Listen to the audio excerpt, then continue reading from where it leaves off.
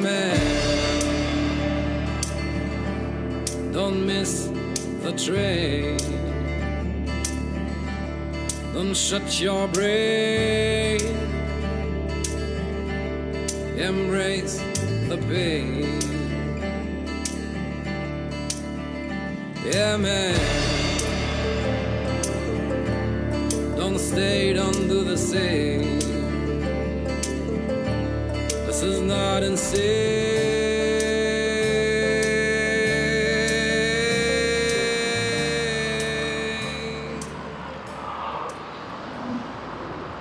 Et petite impression de départ au moment de la dernière étape, l'ultime étape.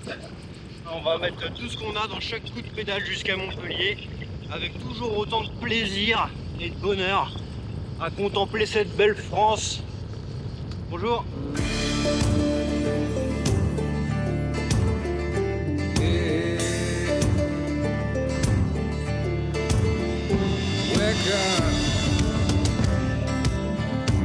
This is not the true story.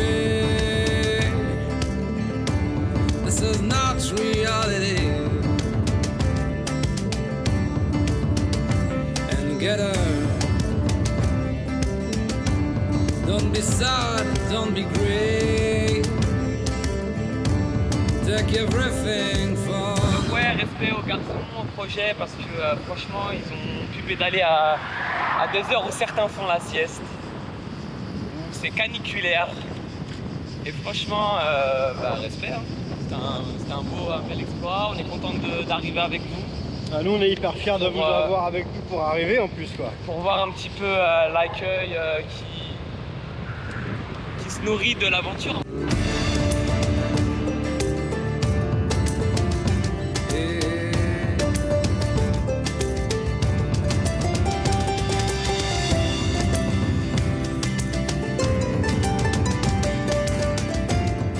C'est non sans émotion que on lance ce petit live quoi. Ça sera un des derniers lives parce qu'en fait là on est arrivé très proche de notre destination et en fait on est avec l'association Vélocité qui nous ont accueillis. Nous on est une association proche de Montpellier, voilà. Et en fait ils nous ont fait un petit périple. On va faire l'arrivée à Montpellier tous ensemble. Donc c'est plutôt cool quoi. On est bien content, c'est 3 semaines et demie d'efforts. Yeah. Qu'est-ce que t'en penses toi, Johan? On n'a pas envie de s'arrêter parce que finalement on se dit que voilà, ça a été un effort intense pendant pas mal de jours. C'est un peu comme la transition écologique quoi. C'est quelque chose d'assez difficile mais finalement accessible à partir du moment où on se fixe un objectif. C'est plutôt logique, ça c'est dans la théorie. Dans la pratique ça se passe pas vraiment comme ça. Donc il faut se faire entendre. Et pour se faire entendre, il faut se faire voir. Et pour se faire voir, il faut rouler.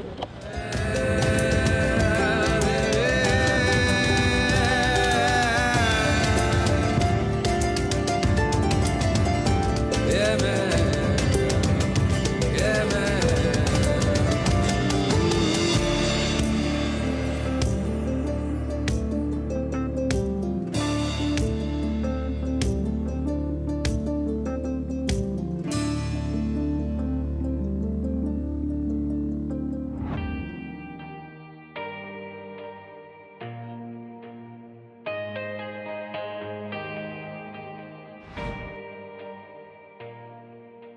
On est le pays du Tour de France, c'est génial, on a des routes magnifiques, vous avez dû en voir. Pour faire du vélo, c'est super. Mais c'est un hobby, c'est un sport, c'est un loisir. Bah non, c'est un moyen de transport, voilà. Je vais au travail à vélo, je fais mes courses à vélo, c'est un moyen de transport. Non seulement un moyen de transport, mais c'est un moyen de transport le plus pratique qui soit dans un milieu urbain. Quelque chose qu'on oublie ou qu'on n'a peut-être pas regardé, c'est que dans une métropole dense comme celle-ci, la vitesse moyenne de déplacement en voiture est légèrement inférieure à la vitesse moyenne de déplacement en vélo. C'est quelque chose de remarquable, on parle d'environ 14 km/h pour un trajet moyen en voiture dans une grande agglomération, pour 16 km/h pour le vélo. Se déplacer à vélo en ville, ça n'a que des avantages. Il y a déjà un enjeu de santé publique qui est énorme. Aujourd'hui, nous sommes en mauvaise santé et les problèmes cardiovasculaires sont extrêmement répandus. Une des premières causes de mortalité, Faire 20 minutes de vélo tous les matins et tous les soirs, c'est extrêmement bon pour la santé. Ce qu'on observe à un niveau global, c'est le résultat de ce qui existe à l'échelle individuelle. De là découle la notion d'écologie de soi. La planète, la pollution atmosphérique, c'est évidemment un grand problème et il y répond de manière évidente parce que le plus il y a de personnes qui se déplacent à vélo, le moins il y en a qui se déplacent en voiture, avec les effets positifs que ça a. Il y a aussi un enjeu au niveau de la pollution sonore. Hein. Maintenant, on a de plus en plus envie de vivre dans des villes agréables, vivantes. On aime bien la vie en terrasse. Et une ville cyclable, c'est vraiment une ville où l'humain revient au centre. Parce qu'en voiture, on est déconnecté de son univers. En voiture, on a une manière de communiquer, c'est pip. On ne fait pas peur aux gens. À vélo, au contraire, on est accessible. Donc ça crée des villes agréables, ça crée des villes apaisées. Et à mon avis, il y a une grosse demande pour ça de nos jours. Petit point sur l'état des réseaux cyclables. En France, à l'heure actuelle, il y a 17 000 km d'itinéraires aménagés. L'objectif d'ici à 2030, c'est d'arriver à 25 000 km. Parce qu'une ville qui fait plus de place au vélo, elle fait moins de place à la voiture. Ça ne veut pas dire qu'on l'interdit, mais on la limite. Et la voiture, ça prend énormément de place dans une ville. Entre les routes et les places de parking, ça prend une place folle. Il suffit de regarder depuis l'air. Hein.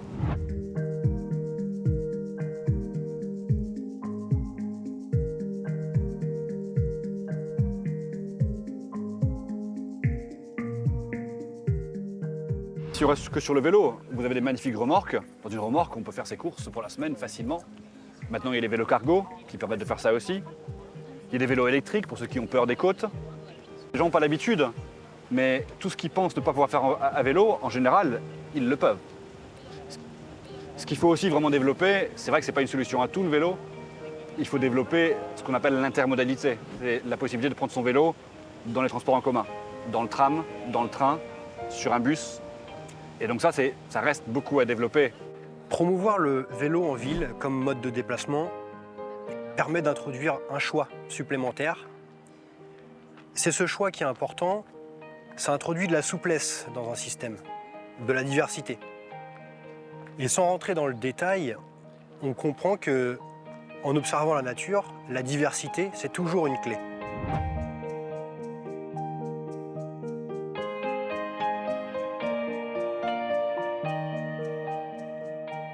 J'ai vécu en Finlande, où le vélo est beaucoup plus développé comme moyen de transport qu'ici en France, même sous la neige, toute l'année. Avec pas une histoire de climat, c'est pas une histoire de culture, c'est une histoire de choix. Le réseau cyclable français s'inscrit dans un ensemble de réseaux européens. Ça s'appelle Eurovélo. En Europe, il y a 17 pistes Eurovélo. 10 de ces pistes traversent la France. Il y en a une notamment qui s'appelle la Scandibérique, qui part de Saint-Jacques-de-Compostelle pour arriver à Oslo. Et pour rien vous cacher, chez Cycling, nous, ça nous titille pas mal ce genre de défi. Les Pays-Bas n'ont pas toujours été le paradis du vélo, contrairement à ce qu'on pense. Les gens disent « Oh, mais c'est culturel là-bas ». Non, c'est pas culturel. Dans les années 70, ils avaient autant de voitures qu'ici. Il y avait des autoroutes urbaines qui rentraient dans Amsterdam, les vélos étaient coincés entre les bagnoles, etc.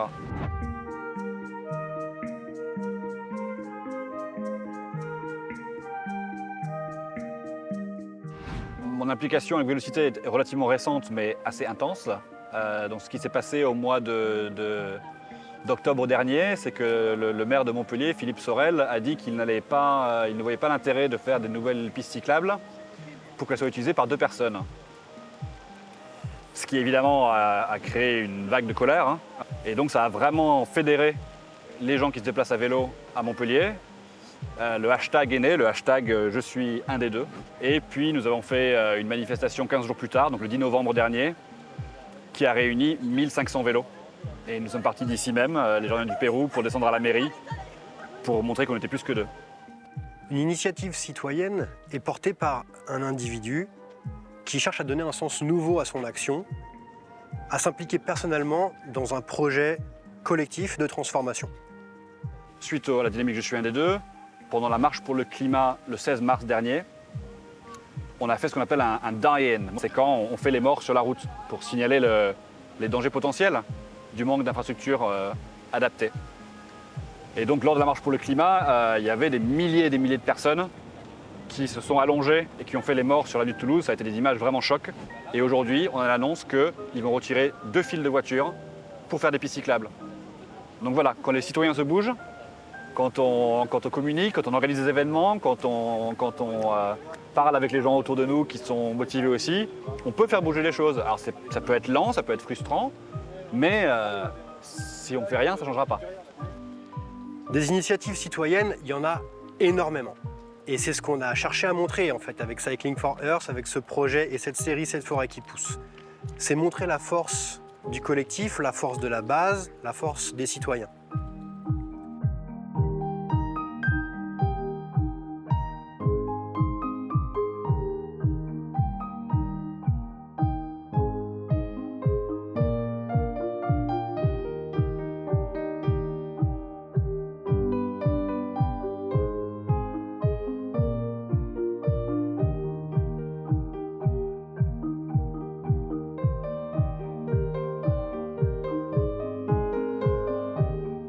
On retient beaucoup de choses de ce périple, et notamment le sens de l'accueil qu'on a pu trouver dans notre magnifique pays.